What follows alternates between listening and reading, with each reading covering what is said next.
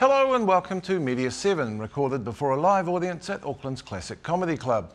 This week we convene panels on the future, an Auckland super city, and the political past, the snap election that changed everything. But first, it's News Mash, and look out missus, there's a neo-fascist in Parliament. It's been election time from Tehran to Mount Albert, but the biggest of them was the election for the European Parliament. And although the avowedly racist British National Party didn't make the big gains its opponents feared, a slightly down vote on an even lower turnout than usual brought BNP leader Nick Griffin into the European Parliament. He wasn't elected to the British House of Commons, but that didn't stop Griffin from parking up in the grounds of Westminster for his big press conference. Things didn't go to plan.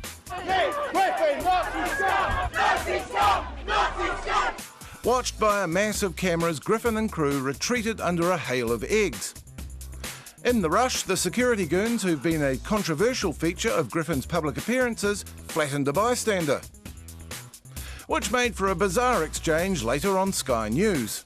We're absolutely entitled to defend ourselves, and anyone nearby actually has a common law obligation to help protect someone who's being attacked. It looks rather aggressive, We're I acting have within to the say. law. Looked like a passerby, and it does look rather aggressive. As I say, I can assure you I was there. There were no ordinary passers-by. This was a mob with everyone attempting to attack a very small group of people. Indeed, there was little media sympathy for the BNP leader. Faced with the choice between gloating at the misfortune of a man whose beliefs are anathema to modern society and fretting about a mob attacking a democratically elected MP, the press went for the gloat. Thus were the headlines. The Daily Star, like all the tabloids aware that its readers aren't all white, even offered a cash prize for the next food-based attack. And the BBC's Have I Got News For You got more than one laugh out of it. And listen out for the great unintentional pun. After the eggs were thrown, Mr. Griffin was whisked away. Wasn't he most upset because they didn't separate the egg whites? You'd think you'd have seen it coming, wouldn't you? But if he's going to give interviews like this one last week after his victory, perhaps he doesn't need any help to do himself in. I expect, for instance, Sikhs in part of the northwest to come to me because their young girls are getting groomed by racist Muslim paedophiles just the same as white girls are. And none of the other politicians want to talk about these things. It looks like being a long 5 years with the media and Mr. Griffin. That was News Mash. Next week we'll take a look at the extraordinary media backdrop to the events still unfolding in Iran. But we're on home ground with our first panel. The government's new plans for a unitary Auckland council, the so-called super city, have not generally fared well in Auckland's media. And the more local the media, it seems, the greater the antipathy. But the current Metro magazine is a notable exception. Its cover story declares, "Why Rodney Hyde has got it right, really." Sheer Pollyanna puffery blasted Chris Trotter in a broadside in The Independent. So, who's right? And is this the healthy debate we're looking for?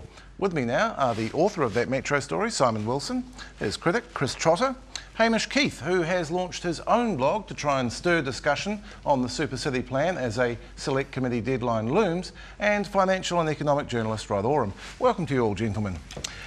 Simon, let's start with you. Why did you present this story as you did? Were you seeking to be provocative? I was seeking to get people to read the story, of course, but not to be unduly provocative. There's nothing in the story that I and the magazine I work for don't believe, if that's what you're getting at.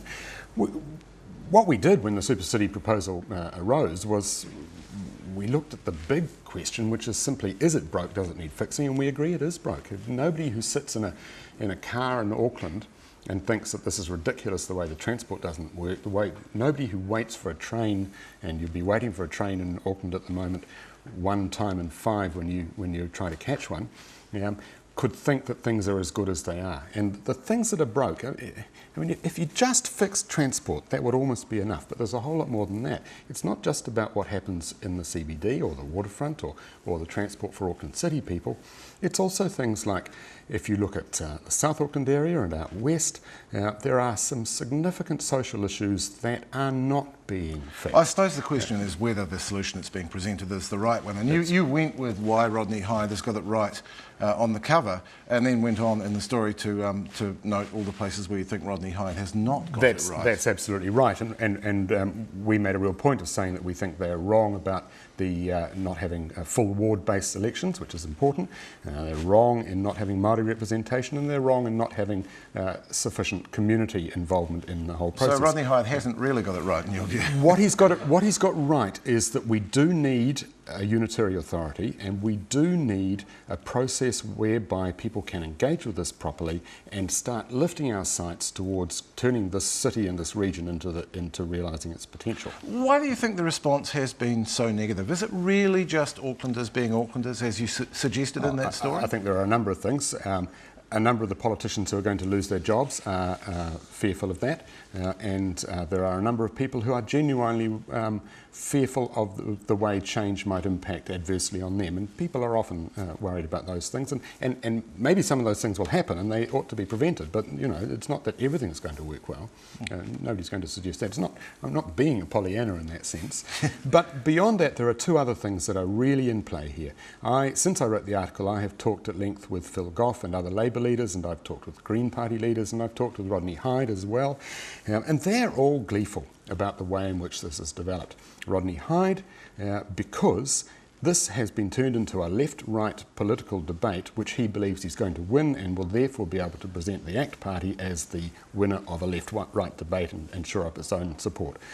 Phil Goff, because Labour in particular have run a brilliant campaign in motivating opposition and have used the issue in the context of Mount Albert and the Mount Albert by-election and the Waterview motorway, things like that, have used them to get themselves back in the game. Labour is now on its feet politically in Auckland, and that means therefore probably nationally, and after the disaster of the 2008 election, they're back fighting. And so they've been very clever about that. But the reality is, in turning it into a left-right debate like that, the needs of Auckland are being subsumed to the debate rather than well realised through it. Well, what do you make of that, Chris? Simon's emphatic that it's not and should not be a left-right debate, and I got the impression from reading your very impassioned response that you do see that in there.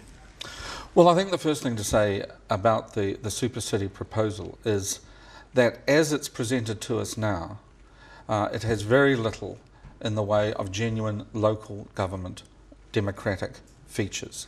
We are talking about a super city that's going to have 20 councillors. That's one for every 65,000 Aucklanders. Now, to have the proper responsiveness that you need in a genuinely democratic city or a democratic country, you need a much lower ratio than that. And what disturbed me, I think... Did you like what the Royal Commission proposed better? No, I think the Royal Commission and the National Party, and particularly Rodney Hyde, have succumbed to what I call the Anglo-Saxon model of governance, particularly the American model.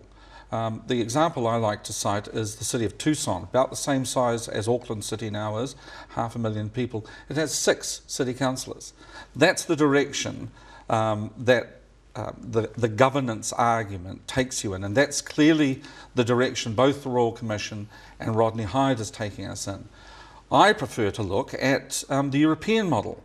You have cities like Berlin, Paris, where you have over 150, 160 councillors, one councillor for every 13,000 citizens in the case of France. In Britain, cities like Glasgow or Sheffield, where you'll have scores of councillors. So it's not the idea of a single Auckland council that you object to, no. It's what you regard as the anti-democratic I think there is an argument for a unitary city, although I would have to say, in relation to the traffic jams and the problems with the railways, this is not Auckland's fault.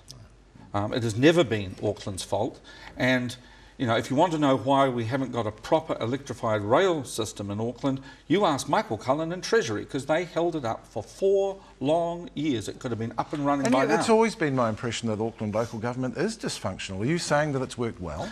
I'm saying that the opportunities for Auckland to work well, whether you go all the way back to 1949 and the plans the first Labour government had, which were spectacular and would have made a brilliant city, or you go back to the 70s with the original regional structure, or you go to the regional structure which is in place today. Every time you begin to get the rudiments of a coherent regional plan in place, I'm afraid it's the right of New Zealand politics that comes along and whips the rug out from underneath. And this, sadly, is yet another example of the practice. Hamish Keith, you've talked about wanting the debate. Is this the kind of thing you're talking about? No, this is exactly the kind of thing I don't want. And I think that Simon probably made a mistake. My apologies. Yeah, I think Simon probably made a mistake with the cover. Lots of things that Rodney didn't get right. One thing that, quoting Rodney Hyde from Simon's story, he said it's about process. And he's absolutely right, nobody's talking about process. What we're going to have is not what Auckland needs, because nobody's actually talking about what Auckland's going to get. And I've been trying to put the process, the structure on the agenda. And what I see is a governance based on the 20 general electorates in Auckland and the 2 Māori electorates, each of those becoming a ward and electing a ward council. The highest polling ward councillor becomes a member of the Auckland Super City Council. The mayor's elected at large because you need somebody to articulate some kind of vision free of those neighbourhoods. The ward councillors maintain community assets, libraries, swimming pools, parks, whatever, community impacts, all that stuff. At the beginning, their holdings are audited, and that's their base budget, if you like, from the lot, and that evolves and develops. But fundamentally what you get is governance from the bottom to the top. And you can't get under the present system, everybody's saying we'll get a free seat at the top table. That's the large councillors. Well, that would mean one district would have 10 councillors and the rest would be spread out of... And we know what that's like. We've suffered in Auckland for years with that. Fundamentally, what I want debated and talked about is how are we going to get the city, because we're going to get it. There's no doubt about it, we are going to get it, and what we get is going to be something our kids will suffer. And you have literally hit the streets on this, haven't you? You've been delivering pamphlets. Letterboxes. My submission is up on the web, and I'm sure you could find that under Simple Super City. Just look, there is a submission, and there's a structure laid out. And I'm not saying it's the best structure, but I'm saying it is a structure, and where we're being let down by the media and the bloggers and everybody else is nobody's actually talking about what will actually happen. What will the city look like? How will we get city councillors? And that's the debate I want to have. Let's bring in Rod Oram. Rod, it strikes me that a great deal of the debate, especially as relates to finances, has been focused on the costs of the transition. We've had an Auckland University economist associated with the Labour Party who has produced some quite alarming figures about the debt that relatively debt-free councils will take on, about the cost of actually doing it. Is this the right argument to be having? Is this what we should be looking at? It's one to keep at the front of our minds as we work through the bigger issues. But I'm with Hamish on this one, that the essential issue has been lost here, which is about trying to achieve a change of political culture in the Auckland region. So it's possible to deal with issues on a region-wide basis, but also for local communities to feel they have real engagement in that. And actually the Royal Commission was very good on that. It made some suggestions, not only about the structures that it proposed, but giving examples from elsewhere in the world. Now that's all been entirely lost, because what Rodney Hyde is driving, in his own words, he wants a clean and simple solution. Well, by definition you can't, because the issues are far too complicated. So we've got a very muddled process right in the heart of Cabinet. So you've got Rodney Hyde on one hand doing the ACT thing of wanting a clean, simple structure.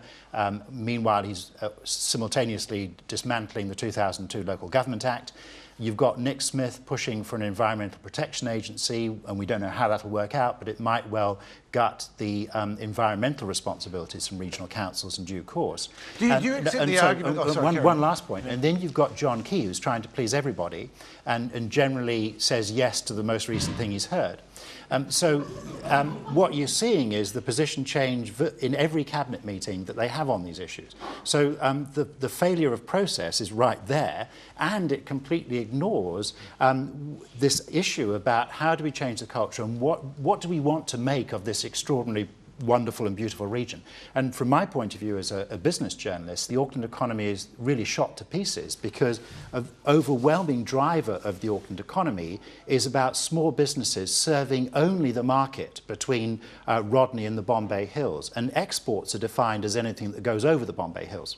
And so this is an economy that's very dependent on growth of housing and the rest, and therefore, places to buy furniture or builders.